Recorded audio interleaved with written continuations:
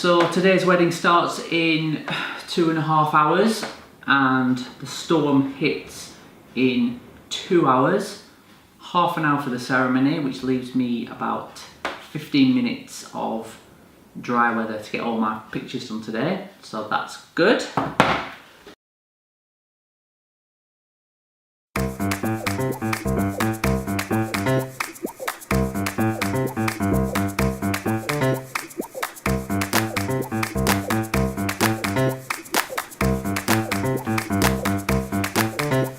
Welcome to the wedding walkthrough of Natalie and Daniel at the Beaumont Estate in Windsor. The theme of this blog post is sunny weddings. We all want a sunny day for our wedding day, but from a photographer's point of view, it's one of the more difficult things to deal with. The two weather conditions that I find the most difficult to deal with are strong winds, like today, because you can't hide that in a picture, and really harsh, crisp sunlight. Basically, if you're a natural light photographer, you're either working with soft light on an overcast day or harsh light on a sunny day. Now, soft light is super flattering when you're taking pictures of people. It's a diffused light with soft shadows, and that makes everybody look great. Whereas on a sunny day with harsh light and strong black shadows, that picks out every little detail, makes people squint and puts black shadows under their eyes, and it's quite difficult to deal with. So Natalie and Daniel had a very, very crisp, bright, sunny day, and I'm just going to quickly talk you through how I dealt with that. You can see in this shot here of the girls in the morning, the sun's coming in from the back and backlighting the hair. So the front of them is in shade, which is a soft, more flattering light. If the sun was in a different place, I maybe would have positioned myself off to the right and shot across in that direction, always trying to keep their faces in the softer, shaded light. Okay, you can see how bright and sunny a day it was here. Natalie's dad bought a new car recently. They used that for the wedding car. This is a mid-grey car, so I've exposed for that paintwork there, and you can see by doing that how bleached out the sky is. So the prep shots in the morning were at Natalie's parents' house, and they have a big glass wall down the side of the extension. The sun's not coming directly into these windows, so this whole room is filled with super soft but bright light, and you can see here how the highlight on Natalie's face gently falls off to the shadow. If this was a harsh light, you'd see a quick drop off and a harsh line going from left to right there.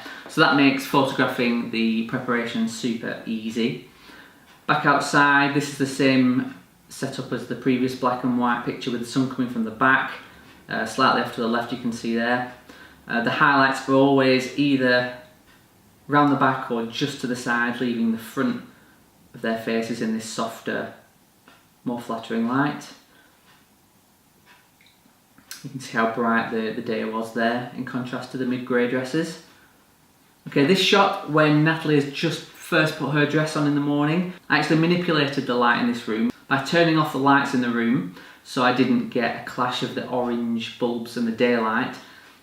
And I actually drew the curtains, just leaving a small gap in the curtains, creating this small amount of light, just emphasising Natalie here.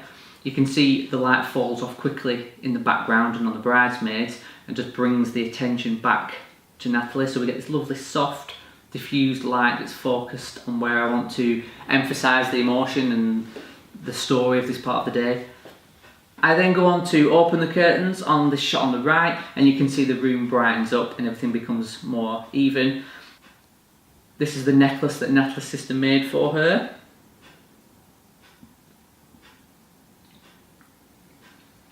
So when the girls arrive at the church, this is the first time that I am battling with the bright sunshine. You can see the sun hitting the red brick church at the back there and how bright that is and how bleached out that is. And you can see how dark the shadows are. I had to find the perfect balance between a shaded spot using the trees on the left, but a bright area to illuminate the scene. You can see small bits of sunlight coming through the trees here, which is not perfect, and the light is also quite flat compared up to a shot like this, where the light is creating more depth. But in this particular situation, it was my best option to work quickly and guarantee a nice exposure with flattering results rather than setting up lighting or using flash to fill the shadows. A great advantage to a church wedding on a sunny day is that churches are really dark and gloomy places, whereas on a really bright and sunny day, that outside ambient light raises the light levels in the church and makes the shots much brighter, much more colourful, and much easier to work with really. I wasn't able to stand at the front of this particular church in Ascot, which isn't a massive problem. I can stand at the back of the church and zoom in and still get the key moments here. And it also enabled me to get these amazing red brick features in a big sweeping shot from the back. So as we leave the church, the sun is at its highest and most intense in the day, so the most difficult to work with. And the trick here is I position myself in areas where the light is working well for photographs, and I capture the events that are happening in those areas rather than chasing the moments all around the church and dealing with massively varied lighting conditions. I can keep my pictures consistent and still capture lots of wonderful little moments as they happen in that first 10-15 minutes when everybody exits the church. This shot of the bridesmaids was taken in about 10 seconds where the sun went in, so I just took the opportunity to get this informal reportage style shot of the bridesmaids. Again, this is a good example of just waiting in a shaded area and waiting for moments to happen in front of you.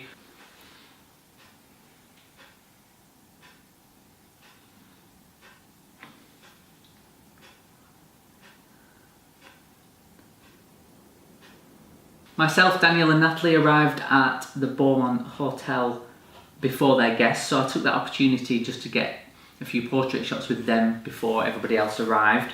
The car pulled up in front of the hotel. It's a huge white building called the White House, and the sun was at the back of the hotel, creating this huge shaded area in front of the hotel, which is great because it creates a nice flattering light. But you can see by exposing for the car and the couple, it bleaches out the wonderful blue sky that we have, which is a big disadvantage. And you can see the contrast in that when we move to the back of the hotel and shoot with the sun. The exposure for the white hotel and Natalie's dress brings the exposure of the sky down, accentuates the blue cloudless nature of the day. So clearly I can't photograph in the shade all day on sunny weddings. But if I am going to shoot with a couple in direct sunlight, what I tend to do is just pull back a little bit, and you can see in this picture that I've included more of the landscape elements, and you can see how harsh the shadows are especially on Daniel's face there.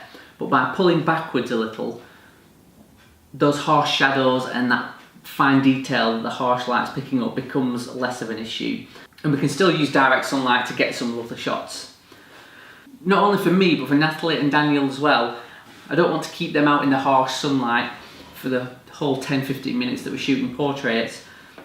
So I next move them into the shade of a tree, and I just use this dappled light. I position the sun coming from the back, so I've got the softest light coming from the front, and I use this hole in the tree to direct the light so it falls on them in a nice bright illuminating way. And I've dealt with the harsh direct sunlight by placing that at the back.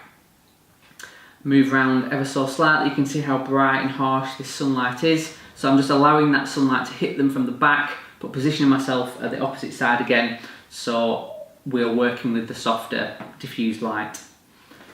When the rest of the guests arrived, I decided to do the wedding party and group shots back at the front of the hotel in that big shaded area. People often think I'm crazy for taking them out of the sunshine to do the group shots, and it's only when they see the results that they understand why I do that.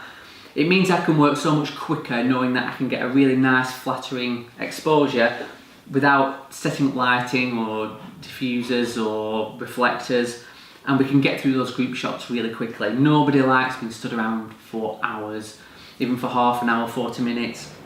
So I'll often find the most easy to work with part of the grounds of the hotel to take the group shots in. From there we have about 40 minutes maybe of just drinks reception, And even though everybody's out in the bright sunshine, I'm still using the same technique of photographing people with the sun on their back to keep everything looking nice and flattering. So I take Natalie and Daniel off a little later into a wooded area of the hotel, and this is a good example of the subtleties of shooting people in the shade on a bright sunny day. I'm not looking to put them in the dark and the gloom like you see here on the left, and I'm looking to avoid this harsh bright sunshine which you see on the right. So in any area around a castle, a hotel, a forest, a teepee, a field, there's always a perfect balance somewhere between the harsh light and the shadows, and finding that sweet spot comes with experience and experimentation. And that's the difference between an experienced professional photographer and all those snaps that your guests have been taking throughout the day in the harsh sunlight, wondering why their pictures aren't coming out as well as mine. This is the astonishing reception room at the Beaumont Hotel. Natalie asked me to do an elevated shot of the room due to the way the tables are set up, but it's almost impossible to achieve in this room because it's just a narrow, elongated room with a wall behind you. So what I did here was stand on a chair, lift the camera above my head, and actually piece together two separate photographs to achieve this elevated look.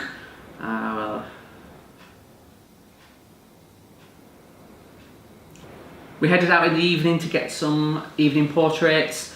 I waited until the sun had actually set to get the warmest, softest light, which worked out quite nicely. It really shows off Natalie's dress there.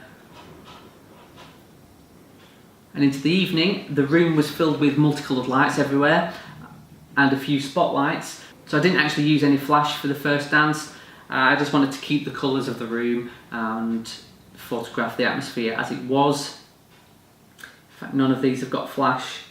There's just this one which has. So thank you for watching this video, and if you're lucky enough to have such a sunny day as Natalie and Daniel did, don't worry, you'll still look fantastic. If you don't follow me on Instagram yet, make sure you do that at @mark_tassol, and I shall see you soon.